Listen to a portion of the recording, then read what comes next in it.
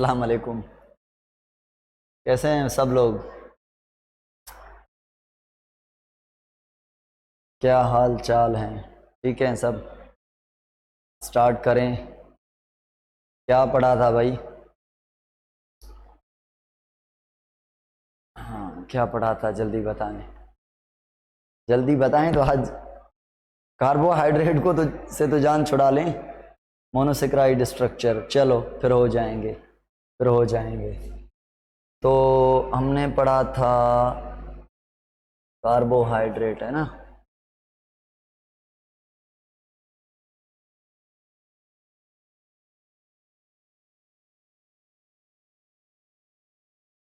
हाँ भाई देखें, ये कॉन्सेप्ट आपका क्लियर है? ये कौन सी शुगर है, एल्डिहाइड है या कीटोन? ये एल्डिहाइड है या कीटोन? इनमें से एल्डिहाइड और कीटोन को पहचान रहे हैं आप? ओके।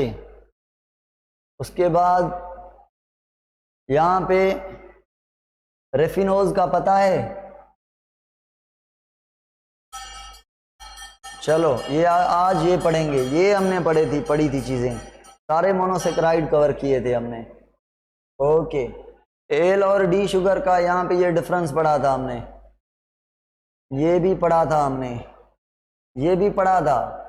पेंटोज जो है, अगर राइबोज है तो कौन सी रिंग बनाएगी, प्यूरेनोज, पायरेनोज या फ्यूरेनोज? राइबोज कौन सी रिंग बनाएगी? फ्यूरेनोज। ओके।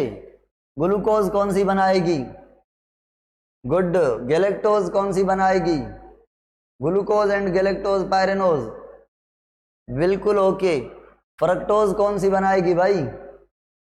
फ्रक्टोज एक्सोज शुगर है। क्यों फ्यूरेनोज बना रही है? अच्छा कीटोन है इसलिए, ठीक है। सेकंड और फिफ्थ कार्बन बॉन्ड करेगा, रिंग में 4 कार्बन आएंगे। फिफ्थ कार्बन किसका होगा? 4 कार्बन कार्बन के। फिफ्थ कार्बन ऑक्सीजन का, 2 कार्बन रिंग से बाहर, पहला और छठा। मेनोज कौन सी रिंग बनाएगी? अल्डिहाइड है तो 6 मेंबर्ड यानी पायरेनोज। ये क्या है, ये क्या है? ये राइबोज 5 कार्बन 5 कार्बन रिंग है। ये 1 2 3 4 5, ये भी राइबोज, ये भी 5 कार्बन रिंग है। ये राइबोज, ये डीऑक्सी राइबोज। क्या डिफरेंस था राइबोज और डीऑक्सी राइबोज में से भाई? बताएं, राइबोज और डीऑक्सी राइबोज में क्या डिफरेंस है? किसमें ऑक्सीजन कम है और कहां पे कम है? ऑक्सीजन कम है कार्बन नंबर 2 पे, डीऑक्सी राइबोज में। आरएनए के न्यूक्लियोटाइड में कौन मिलेगा और डीएनए के न्यूक्लियोटाइड में कौन सा? राइबोज और डीऑक्सी राइबोज में से कौन सा मिलेगा डीएनए के न्यूक्लियोटाइड में? Okay, very good. यहां पे देखें लीनियर एंड रिंग फॉर्म, ये लीनियर फॉर्म है, ये इसकी रिंग फॉर्म है। ये मेरे ख्याल में 3rd कार्बन पे डिफरेंस है, तो ये हमारा हो गया ग्लूकोज, सही है ना? 5th carbon OH right side पर है, तो ये हमारा हो गया डी ग्लूकोज, या मेजॉरिटी या 5th कार्बन, स्पेशली 5th का कहा था हमने, ठीक है ना? तो ये रिंग बना रही है, ये 5वां कार्बन 1st कार्बन से बॉन्ड करने की कोशिश कर रहा है और यहाँ पे बॉन्ड बन गया है, ठीक है ना? ओके। ये चीजें हमने पढ़ी थी। ये इपीमर का क्या पढ़ा था हमने भाई? इपीमर का क्या मसला था? इपीमर का, इपीमर का क्या मसला है? 1st कार्बन में डिफरेंस है, 2nd कार्बन पर डिफरेंस है, ओनली 2nd पर, ओनली 1st पर नहीं, किसी भी बीच वाले एक कार्बन पर, ओनली 2nd पर नहीं हो मेरा बाबा, नहीं नहीं नहीं नहीं नहीं नहीं, ओनली नहीं, एक किसी भी एक पर वो बीच वाला होना चाहिए, एपीमर में मिड वाला होना चाहिए, एट ओनली 1। मगर वो 1 कौन सा?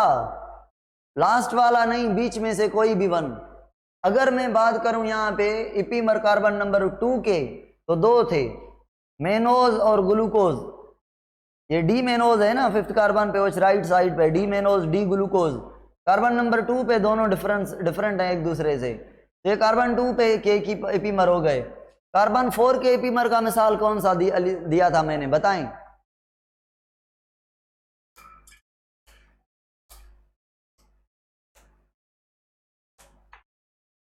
ग्लूकोज और गैलेक्टोज इपीमर साइमेट्रिक कार्बन पे होंगे या असाइमेट्रिक कार्बन पर होंगे, बताएं।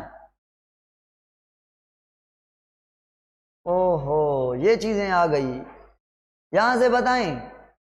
ये डी ग्लाइसराइड है, डी ग्लाइसराइड ट्रायोल शुगर है, ये डी ग्लूकोज है, एल OH लेफ्ट साइड पर है, एल ग्लूकोज है, OH लेफ्ट साइड पर है, मगर 5 कार्बन है, एल्डिहाइड शुगर है, एल राइबोज है, ये डी फ्रक्टोज है, ठीक है ना। ओके, ये चीजें आपकी क्लियर हैं, ये भी आपकी चीजें बिल्कुल क्लियर हैं, ठीक है ना। ओके, आ जाएं भाई, अभी आ जाएं तो आज स्टार्ट करें। क्या पढ़ना है आज, यहां तक पढ़ा था ना, आगे देखें। बहुत प्यारा कॉन्सेप्ट है आज वाला भी, बहुत बेहतरीन कॉन्सेप्ट है आज वाला भी, गौर से सुने, अपने माइंड को थोड़ा फ्रेश करें, मीठी मीठी चाय पिएं, एल शुगर वाली, कल जैसे मैंने पिलाई थी मेहमान को अपने को, याद है ना। आप भी ऐसी पिएं, खुद मेरे मेहमान हैं घंटे के लिए। हाँ, ओ सॉरी, रोज़ा होगा काफ़ी बच्चों को, सॉरी एक्सट्रीमली सॉरी। आ जाएं, रोज़े के बाद पी लेना। आज हमें पढ़ने हैं ओलिगोसेक्राइड। ओलिगोसेक्राइड का क्या कंसेप्ट था भाई? आप कहेंगे सर 2 शुगर से लेकर 10 शुगर वाला जो कॉम्प्लेक्स है उसको हम कहते हैं oligosaccharide. The simplest and simplest oligosaccharide is disaccharide, और उसके बाद ट्राइसेक्राइड, उसके बाद टेट्रासेक्राइड, पेंटाहेक्साहेप्टा, आखिरी डेकासेक्राइड, ठीक है ना। ऐसा शुगर जिसमें से 11 ग्लूकोज मिलें, बताएं वो मोनोसेक्राइड है, ओलिगोसेक्राइड है या पॉलीसेक्राइड है? 11 पॉली है, बिल्कुल ओके। 100 मिले 1000 मिले पॉलीसेक्राइड है। भाई डाइसेक्राइड को तोड़ें तो कितने मोनोमर मिलेंगे? 2। ट्राई को तोड़ें तो कितने मिलेंगे? 3। टेट्रा को तोड़ें तो 4, मतलब ये 4 का बना हुआ है, ये 3 का, ये 2 का। एक और बात, डाई ट्राई टेट्रा यानी सारे ओलिगो और सारे पोली बने हुए होते हैं only and only hexose sugar से। हेक्सोज शुगर इनका क्या होता है? यूनिट होता है, यानी मोनोसेक्राइड में हेक्सोज के अलावा कोई भी पॉलीमराइजेशन में रोल प्ले नहीं करेगा। राइबोज से ओलिगोसेक्राइड नहीं बनेंगे, ट्रायोज, टेट्रोज, पेंटोज, हेप्टोज से नहीं बनेंगे, ओनली हेक्सोज से बनेंगे। आज हमें ओलिगोसेक्राइड में डिस्कस करना है डाइसेक्राइड को। जैसा कि जो डाइसेक्राइड्स हैं वो बने हुए हैं भाई, एक मोनोसेक्राइड और प्लस में दूसरा भी मोनोसेक्राइड, तब जाके बनेगा डाइसेक्राइड, ठीक है ना। मोनोसेक्राइड का फार्मूला है C6H12O6, दूसरे का भी C6H12O6। जब ये आपस में जुड़ेंगे कंडेंसेशन होगी तो वाटर लॉस होगा कि नहीं होगा? इसका OH रिलीज होगा, इसका H रिलीज होगा, या इसका OH रिलीज होगा, इसका H रिलीज होगा, मिला के बात करें तो वाटर रिलीज होगा। तो बताएं डाइसेक्राइड का फार्मूला क्या हो गया? डाइसेक्राइड का फार्मूला आप कहेंगे C12H22 और O11। क्यों भाई ये हाइड्रोलाइसिस क्या कंडेंसेशन हुई? कंडेंसेशन, 2 आपस में जुड़ रहे हैं, वाटर निकल रहा है, मॉलिक्यूल जुड़ रहे हैं तो कंडेंसेशन हो रही है। तो ये हाइड्रोजन 2 कम क्यों और ऑक्सीजन 1 कम क्यों? हाइड्रोजन 24 होने दे ना, 12 इसमें 24, ये 22 क्यों? और ऑक्सीजन 6 इसमें जब ये मिले तो 11 क्यों? आप कहेंगे सर अब ये मिल रहे थे तो एक हाइड्रोजन इसने रिलीज किया था, मतलब एक हाइड्रोजन गया दूसरा हाइड्रोजन इसने रिलीज किया, मतलब दूसरा हाइड्रोजन भी गया, मतलब 2 हाइड्रोजन गए, 24 में से 22 बचे, एक ऑक्सीजन OH के फॉर्म में इसने रिलीज किया, इसीलिए इस डाइसैकेराइड का फार्मूला ये हो गया। अभी भाई सुने, डाइसैकेराइड में एक डाइसैकेराइड का नाम है, क्या नाम है भाई? डाइसैकेराइड का नाम है हमारे पास, डाइसैकेराइड का हमारे पास नाम है माल्टोज, जो बना हुआ है ग्लूकोज और ग्लूकोज से। क्या नाम है उसका? माल्टोज। माल्टोज अल्फा ग्लूकोज है भाई, ये भी अल्फा ग्लूकोज है, और इन दोनों ग्लूकोज के बीच जो लिंकेज है वो अल्फा 1,4 लिंकेज है। अभी आज ये बात समझनी है कि अल्फा 1,4 ग्लाइकोसाइडिक लिंकेज क्या है। पढ़ाया था ना मैंने कि ग्लाइकोसाइडिक लिंकेज क्या है, 2 शुगर के बीच जो लिंकेज बनेगी, जो बॉन्ड बनेगा OH और H लॉस करने से उसको उसको ग्लाइकोसाइडिक लिंकेज कहेंगे। अभी देखें, मुझे बनवा के दिखाएं, क्या मुझे बनवा के दिखाएं ग्लूकोज, अल्फा ग्लूकोज बनवा के दिखाएं। मुझे नहीं बनाने आ रहा, जल्दी में काइंडली मेरी हेल्प करें, मेरी हेल्प करें, मुझे समझाएं। ये कार्बन नंबर 1, ये कार्बन नंबर 2, ये कार्बन नंबर 3, ये कार्बन नंबर 4, ये कार्बन नंबर 5 और ये कार्बन नंबर 6। 1 2 3 4 5 और ये 6। कौन बताएगा, कौन बताएगा कि ये कौन सा शुगर हो गया?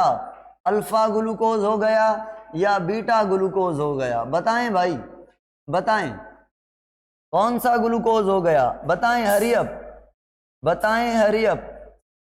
H अबव फर्स्ट कार्बन पे alpha glucose, OH below first carbon पे बीटा ग्लूकोज, ठीक है ना। गैलेक्टोज और ग्लूकोज का क्या फर्क था?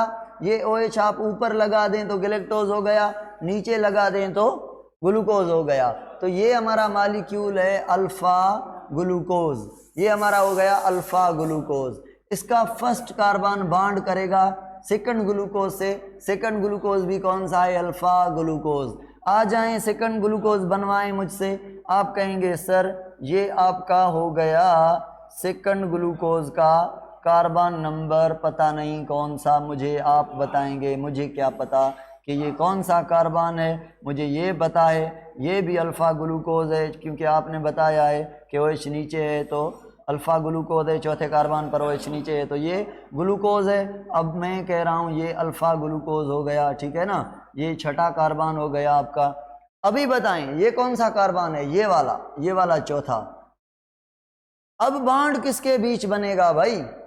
गौर से सुनिए, ये एक ग्लूकोज, ये दूसरा ग्लूकोज, एक ग्लूकोज रिलीज करेगा OH, दूसरा रिलीज करेगा H, ठीक है ना। एक रिलीज करेगा OH कार्बन नंबर फर्स्ट से, दूसरा रिलीज करेगा H कार्बन नंबर 4th से। तो ये आपस में बॉन्ड बनेगा कार्बन नंबर 1 और 4 के बीच। याद करें, कार्बन 1 का भी OH बॉन्ड करेगा और 4th का भी OH, यानी जो हाइड्रोजन लॉस होगी वो OH में से हाइड्रोजन लॉस होगी और यहाँ का OH पूरे का पूरा लॉस हो जाएगा। तो मैं यहाँ पे देखें ये OH आपका रिलीज हो जाएगा, फर्स्ट कार्बन से OH रिलीज हो जाएगा, यहाँ से फोर्थ कार्बन का भी क्या रिलीज होगा?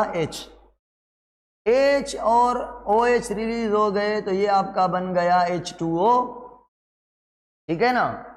अब बॉन्ड कैसे बनेगा? अब मैं बॉन्ड को जरा बना के दिखाऊं आपको। ये मैं आपके सामने ये मैं मिटा रहा हूं, ये भाई गया,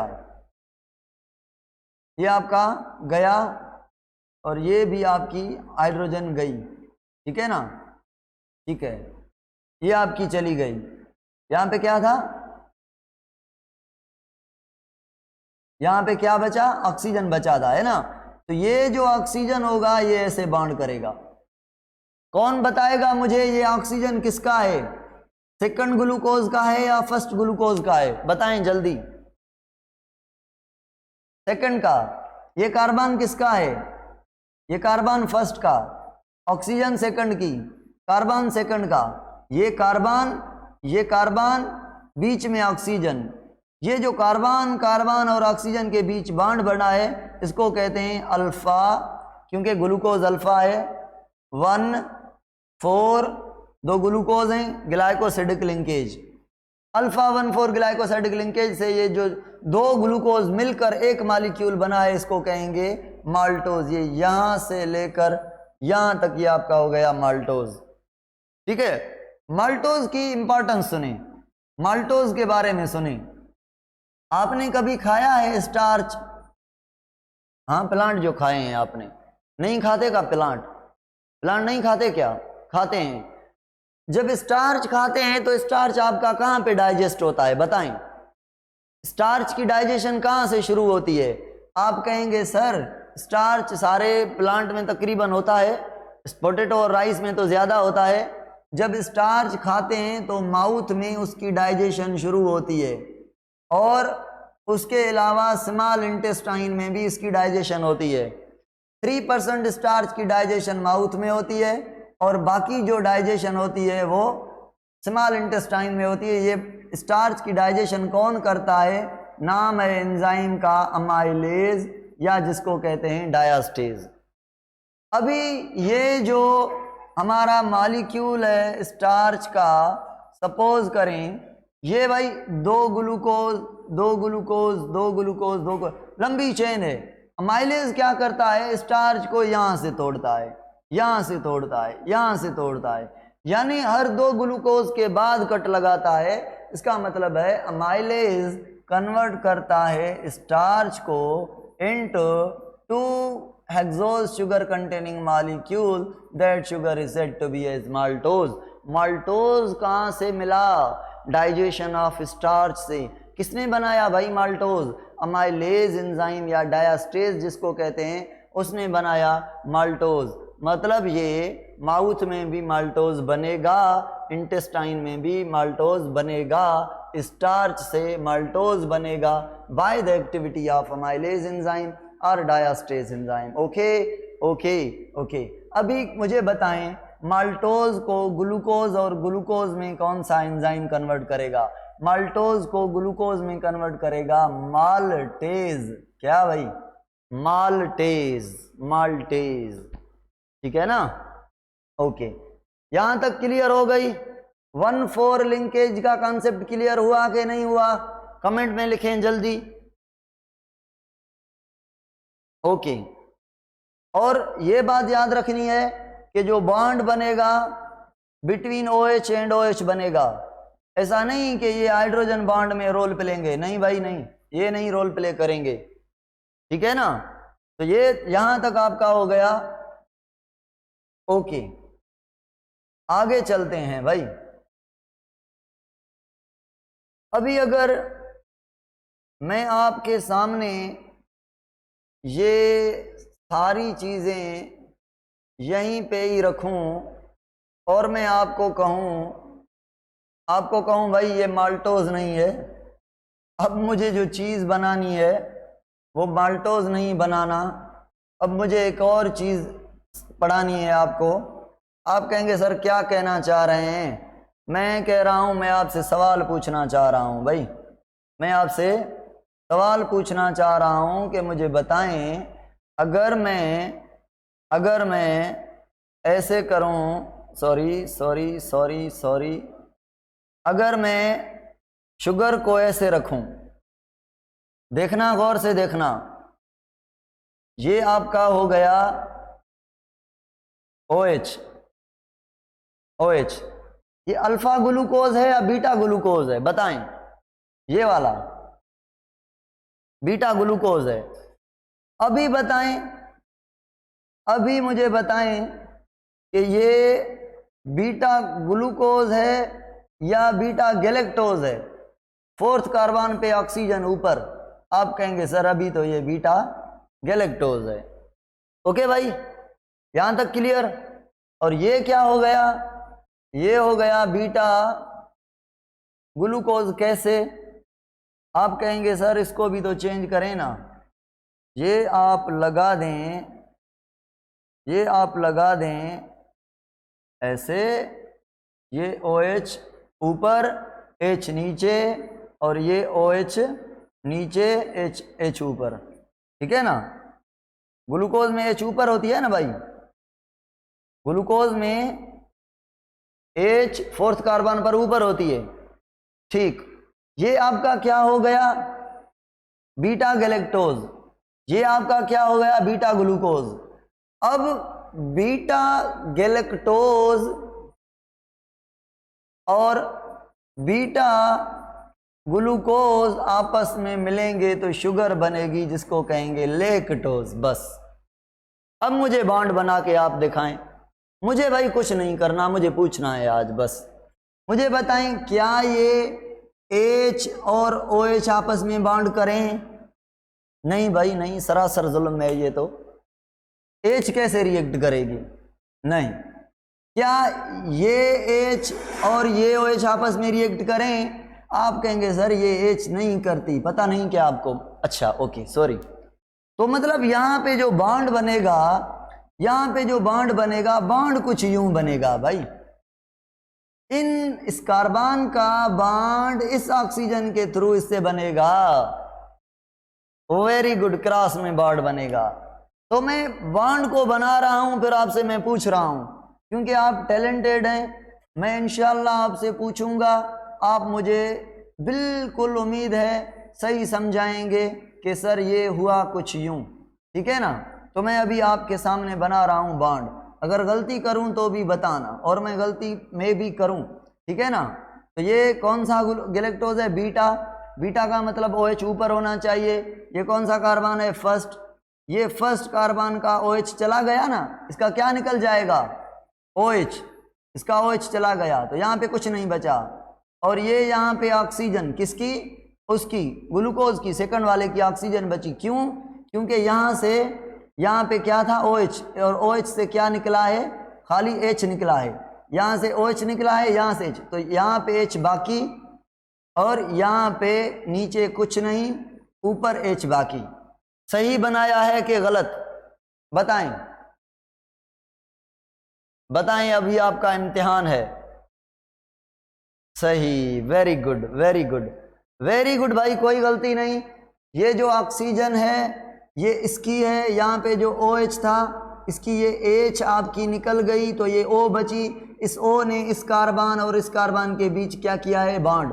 मगर इसको यूं यूं ऐसे क्यों शो कर रहे हैं? ऐसे शो करने का मतलब है यहाँ से OH निकला है, यहाँ से OH निकला है। यूं करने से मतलब है यहाँ वाली ऑक्सीजन है, इधर वाली नहीं। इसका मतलब है यहाँ पे OH था, यहाँ पे OH था, इसका मतलब है ये ग्लूकोज है बीटा, यहाँ OH का मतलब है ये गैलेक्टोज है बीटा। समझ आ गई बात? तो ये आपका हो गया भाई लेक्टोज, जो होता है कौन सी शुगर में? मिल्क शुगर में भाई। ठीक हो गया, यहाँ तक क्लियर? यहाँ तक क्लियर है? Is there any confusion? Is there any confusion regarding the structure of glucose, galactose, maltose, lactose? Okay, कोई नहीं। अभी आ जाएं, इम्तिहान तो आपका अभी शुरू हो रहा है भाई, इम्तिहान तो आपका अभी शुरू होगा।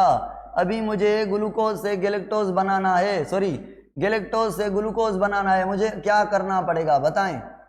मुझे ग्लूकोज से, सॉरी ये क्या था? गैलेक्टोज था, अभी इसको ग्लूकोज करना है।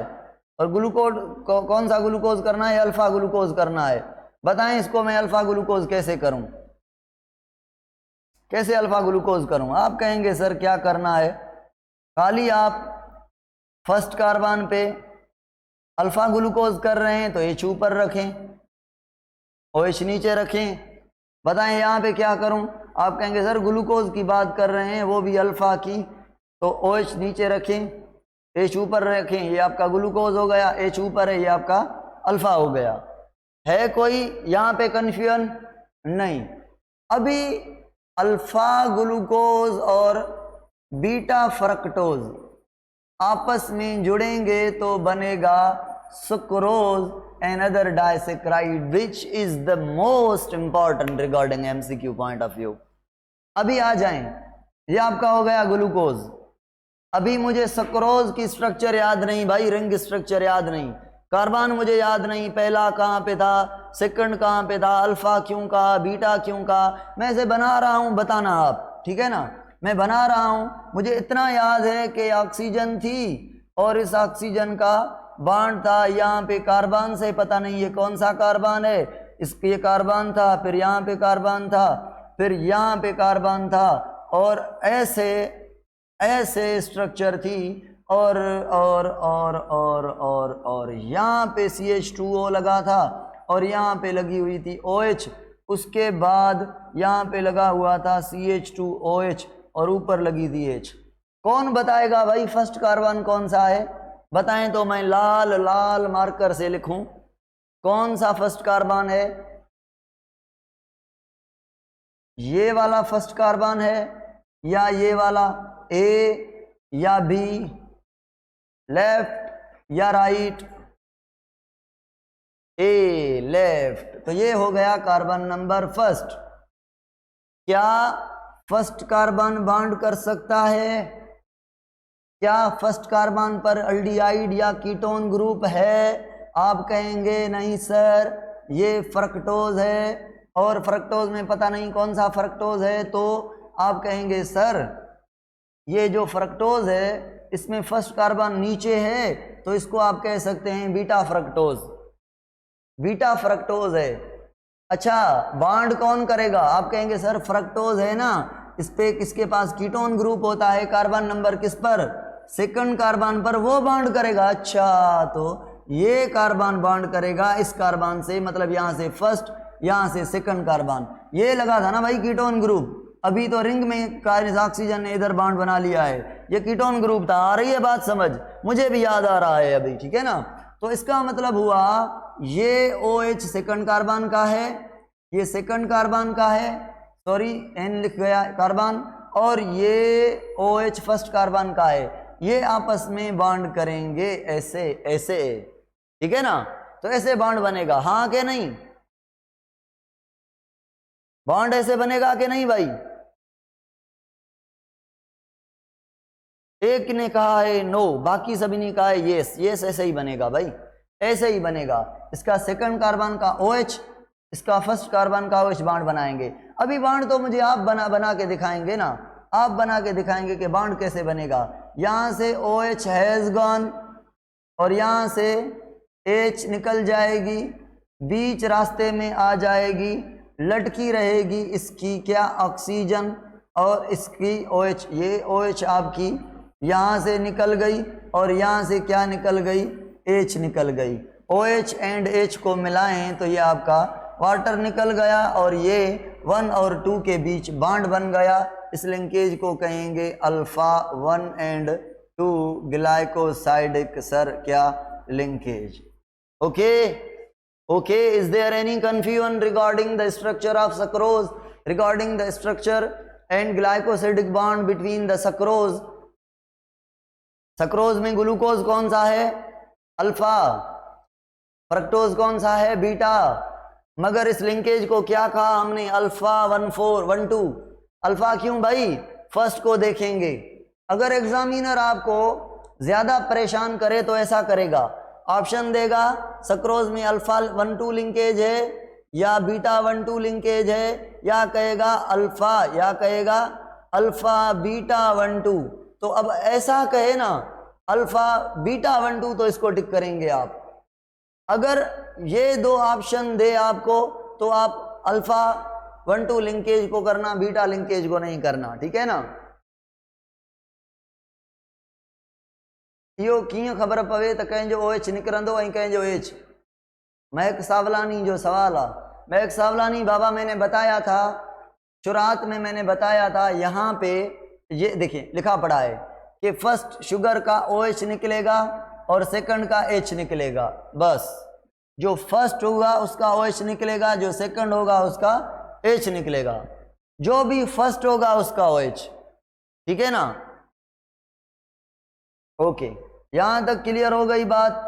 अभी मुझे कौन बताएगा सक्रोज के बारे में, कि जो सक्रोज है वो कहां पे मिलेगी, ओहो सक्रोज कहां पे मिलेगी, सक्रोज कहां पे मिलेगी भाई, सक्रोज की बात करें हम,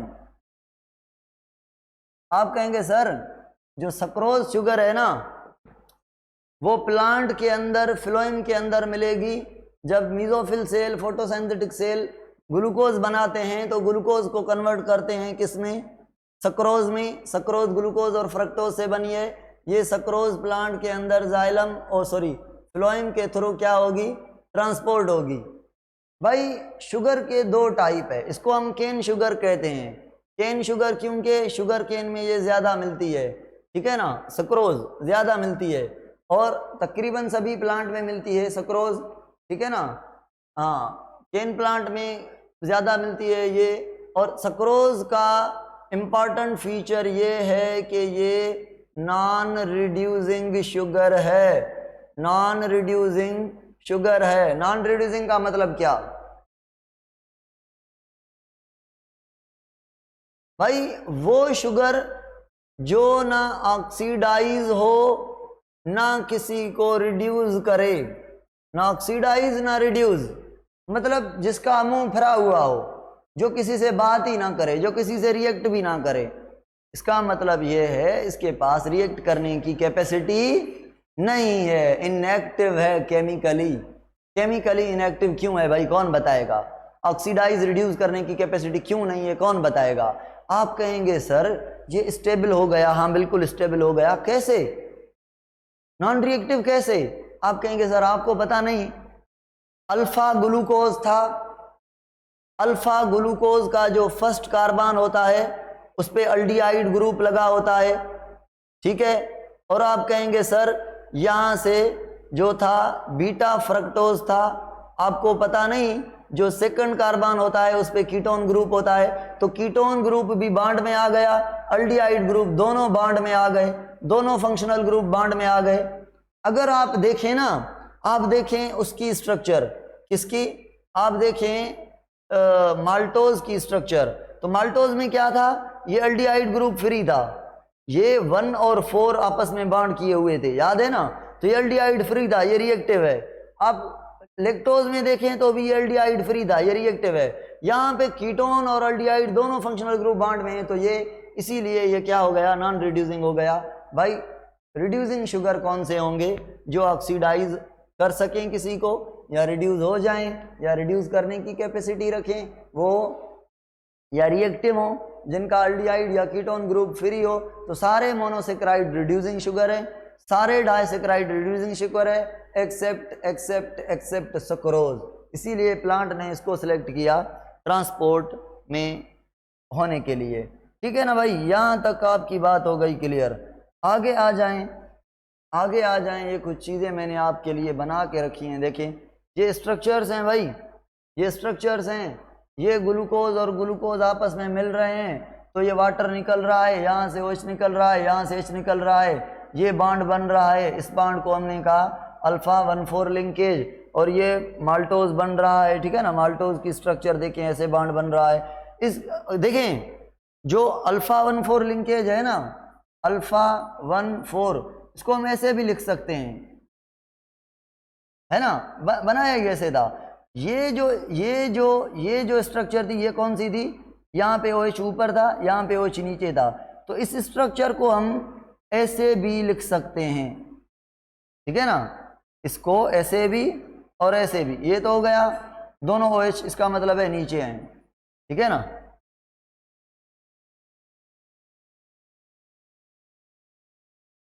ये मैं भेज रहा हूं, ये मैंने पढ़ा लिए हैं सारी, ये मैंने बता दिए हैं, लिख के बिल्कुल समझाई है, नॉन रिड्यूसिंग वगैरह, इनको छोड़ें आप बस, ठीक है ना। ये मैं भेज रहा हूं अभी आपके ग्रुप में, वहां पे पढ़ लेना, देख लेना। ओलिगोसेक्राइड भाई ये मैंने पढ़ा लिया आपको, माल्टोज, सक्रोज, लैक्टोज, कैंडीज में, बार्ले में, स्वीट पोटैटो में ग्लूकोज और ग्लूकोज से बनता है क्या, माल्टोज, और माल्टोज जो है वो 1,4 ग्लाइकोसाइडिक लिंकेज करता है। सक्रोज का बताया, शुगर केन में केन शुगर कहा जाता है, ग्लूकोज और फ्रक्टोज में 1,2 ग्लाइकोसाइडिक लिंकेज मिलती है। और लैक्टोज जो है मिल्क शुगर कहा जाता है, मिल्क में होता है, गैलेक्टोज और ग्लूकोज से मिली होती है। बताएं गैलेक्टोज में लिंकेज कौन सी है, गैलेक्टोज में, सॉरी लैक्टोज में, लैक्टोज में आप कहेंगे सर बीटा 1,4, नहीं बताया भाई आपने, मैंने बताया, आपने नहीं बताया, ठीक है ना। जल्दी में नहीं बता रहे आप, अभी पता नहीं क्या हो गया है आज, अभी आज नहीं अभी, पहले मिल रही थी रिप्लाई मुझे। तो ये चीज़ें आपकी क्लियर हैं बिल्कुल। ओहो ये क्या है, ये क्या है भाई, नज़र आ रहा है, ये नज़र आ रहा है आपको, देखें तो, ये आपको नज़र आ रहा है, can you see this? Okay okay okay okay okay okay, थोड़ी सी मैं यहाँ पे बात करूँगा, फिर मैं आपको अपने हिसाब से पढ़ाऊँगा, फिर यहाँ पे लेके आऊँगा। देखें भाई, जूम किया तो है, देखें ये मैंने सेल्यूलोज के बारे में लिखा है, ये मैंने स्टार्च के बारे में लिखा है, ठीक है ना, और ये मैंने ग्लाइकोजन के बारे में कुछ ड्रा की हैं चीज़ें, ड्रा की हुई ली हैं, खुद नहीं ड्रा की, ठीक है ना। तो सेल्यूलोज को हम पढ़ेंगे, सोर्स प्लांट में मिलेगा, बनेगा किससे, बीटा ग्लूकोज से, बॉन्ड 1,4 होगा और ब्रांचेस नहीं मिलेंगी, लीनियर मिलेगा। क्यों भाई, डायग्राम इसकी चेक करेंगे, शेप ऐसी मिलेगी। स्टार्च में हम दो पार्ट पढ़ेंगे, अमाइलोज और अमाइलोपेक्टिन।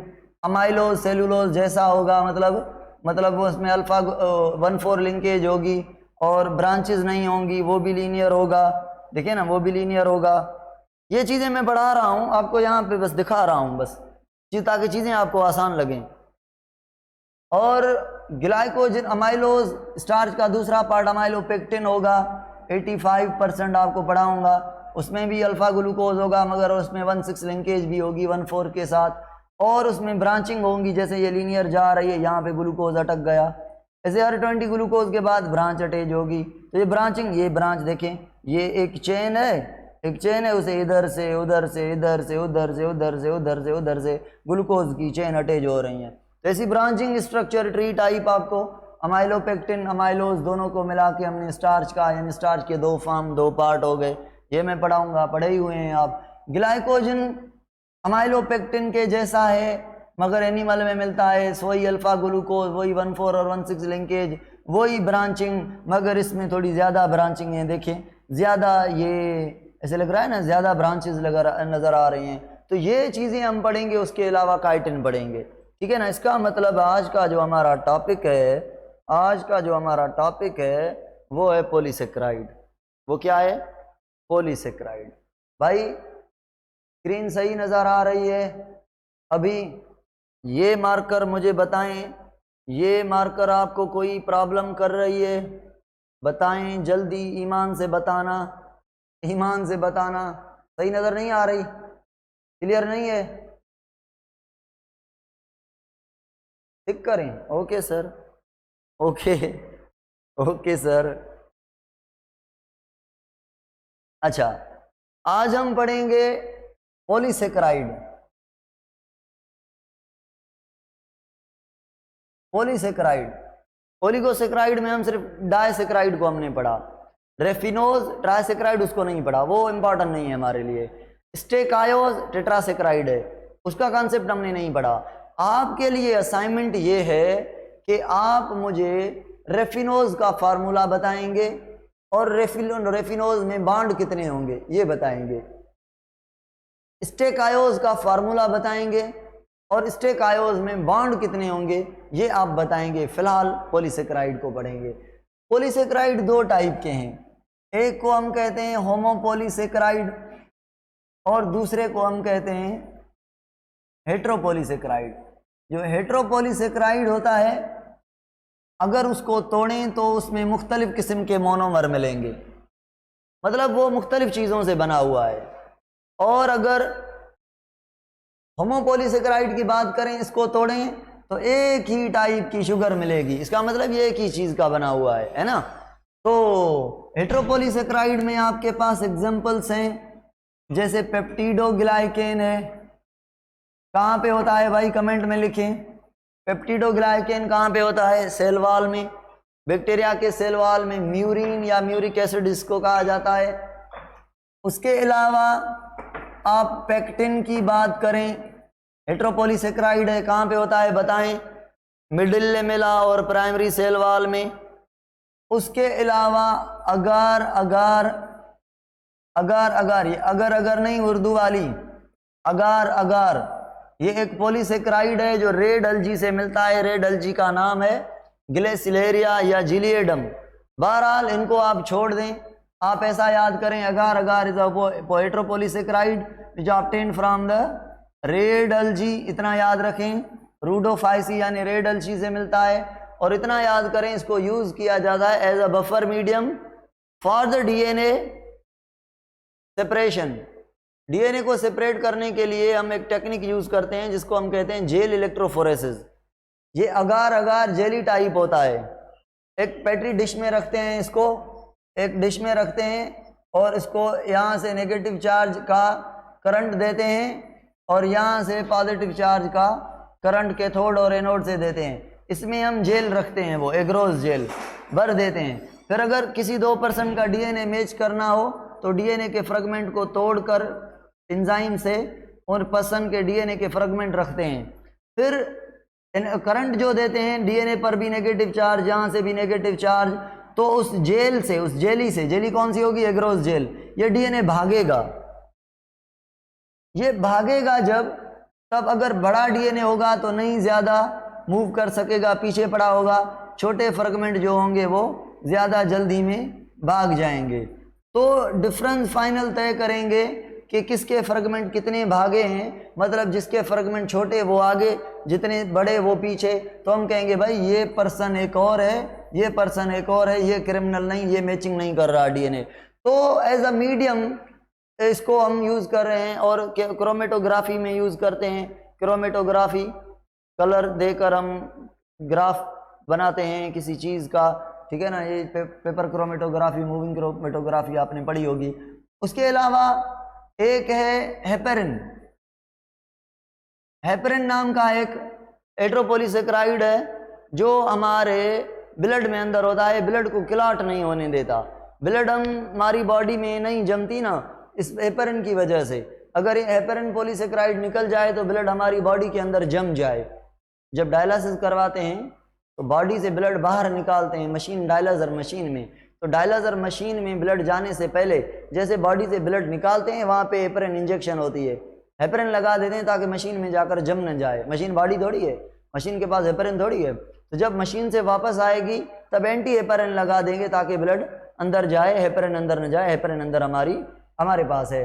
उसके अलावा भी बहुत सारे हैं, मगर आपके लिए ये काफ़ी है। म्यूसिलेज है जो आपका स्पगोल या एलोवेरा के अंदर होता है।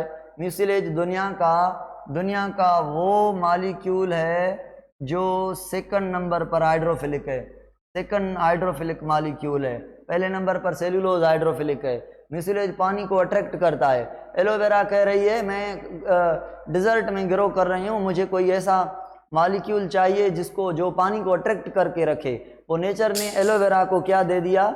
एलोवेरा को ये दे दिया म्यूसिलेज। ये म्यूसिलेज क्या करेगा? ये जो म्यूसिलेज है पानी को अट्रैक्ट करेगा, पानी को खींच के रखेगा, पानी को छोड़ेगा नहीं। पानी इसलिए एलोवेरा के अंदर रिटेन होता है। पानी को रिटेन करने की इसकी कैपेसिटी है। आप स्पगोल को भिगा दें ना, भिगोएं पानी में, तो वो पानी को अट्रैक्ट करता है, जज़ब करता है और फूल जाता है। तो ये म्यूसिलेज की प्रॉपर्टी है, ठीक है ना। ये हेट्रोपोलीसेक्राइड हमारे सिलेबस में नहीं है, नाम दिए हुए हैं, मैंने बस इनको थोड़ा एक्सप्लेन कर दिया आपके लिए। अभी जो मोस्ट इम्पॉर्टेंट चीज़ है वो ये है आपके लिए, वो ये है कि आपको होमोपोलीसेक्राइड के टाइप आने चाहिए। होमोपोलीसेक्राइड का एक टाइप है जिसको कहा हमने स्टार्च, दूसरा टाइप है जिसको हम कह रहे हैं ग्लाइकोजन, तीसरा टाइप है जिसको हम कहते हैं सेल्यूलोज, चौथा टाइप है जिसको हम कहते हैं काइटिन, पांचवा टाइप है जिसको हम कहते हैं इन्यूलिन। इन्यूलिन को छोड़ दें, इन्यूलिन भाई इंसुलिन नहीं, इन्यूलिन होमोपोलीसेक्राइड है। स्टार्च प्लांट में होता है, रूट के अंदर स्टोर होता है। रूट के अलावा अंडरग्राउंड सारे जो भी पार्ट हैं, राइजोम है, ट्यूबर्स है, उनमें स्टोर होता है, स्टेम में भी स्टोर होता है, सीड में भी होता है, फ्रूट में भी होता है, मेजर साइड जो है वो रूट है। ग्लाइकोजन जो है एनिमल में स्टोर होती है, बैक्टीरिया में स्टोर होती है, फंजाई में स्टोर होती है। एनिमल की बात करें तो लिवर और मसल में, लिवर एंड मसल में स्टोर होती है। तकरीबन 300 ग्राम के अराउंड हमारी बॉडी में ग्लाइकोजन स्टोर होती है। सेल्यूलोज स्ट्रक्चरल, ये दोनों स्टोरेबल प्रोडक्ट हैं, स्टोर हो रहे हैं ये प्लांट में, ये एनिमल में, इसको हम एनिमल स्टार्च कहते हैं ग्लाइकोजन को। जैसे प्लांट में स्टार्च स्टोर हो रहा है, ऐसे एनिमल में ग्लाइकोजन स्टोर होता है, बैक्टीरिया में भी, फंजाई में भी। सेल्यूलोज स्ट्रक्चरल कंपोनेंट है सेल वॉल का, और काइटिन भी स्ट्रक्चरल कंपोनेंट है किसका, सेल वॉल का। और काइटिन आर्थ्रोपोड का, जो आर्थ्रोपोडा का जो एक्सोस्केलेटन है उसमें भी होता है। आर्थ्रोपोड समझ रहे हैं, इंसेक्ट, ठीक है ना। अभी सुनिए, स्टार्च अल्फा ग्लूकोज का बना हुआ है और लिंकेज मिलेगी, मैं पढ़ाऊंगा 1,4 एंड 1,6 दोनों। 1,4 लिंकेज का आपको पता है, 1,6 का पता नहीं, ये समझाऊंगा मैं। ग्लाइकोजन भी अल्फा ग्लूकोज का बना हुआ है, इसमें भी 1,4 एंड 1,6 लिंकेज मिलेंगी। 1,6 में समझाऊंगा, 1,4 का आपको पता है। अगर मैं कहूँ सेलुलोज बीटा ग्लूकोज का, सॉरी बीटा ग्लूकोज का बना हुआ है और लिंकेज मिलेगी 1,4 और कोई भी नहीं, तो आप क्या कहेंगे, सेलुलोज और ग्लाइकोजन में से लीनियर कौन होगा, ऐसे सीधा सीधा कौन होगा, जल्दी बताएं प्लीज, जल्दी बताएं, सीधा कौन होगा, अनब्रांच्ड कौन होगा, लीनियर कौन होगा, सेल्यूलोज। मतलब इनमें ब्रांचेज होंगी, इनमें ब्रांचेज होंगी। सेल्यूलोज के अलावा काइटिन भी बीटा ग्लूकोज का बना हुआ है, काइटिन में भी बीटा ग्लूकोज है और लिंकेज जो है वो 1,4 लिंकेज है। मगर जो काइटिन है वो जिस ग्लूकोज का बना हुआ है उस ग्लूकोज के साथ अमाइन ग्रुप अटैच है। अमाइन ग्रुप का मतलब NH2 और N-एसिटाइल भी लगा हुआ है, N-एसिटाइल अमाइन। तो काइटिन का मोनोमर के हम नाम को क्या कहते हैं, काइटिन बना हुआ है बीटा ग्लूकोज का, मगर बीटा